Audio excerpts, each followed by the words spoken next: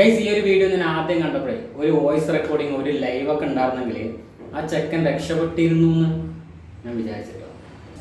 അല്ല, നിനക്കെതിരെ ഒരു റേപ്പ് കേസ് കൊടുത്താലോ?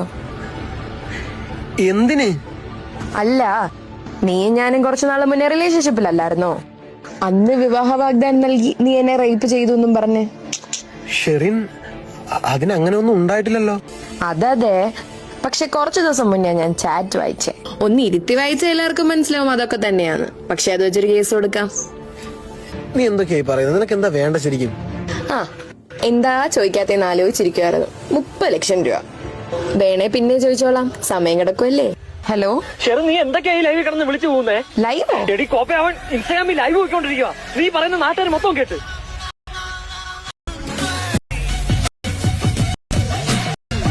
ആ വീഡിയോന്റെ അവസാനം ആ പ്രതീക്ഷ പോലെ തന്നെ സംഭവിച്ചു.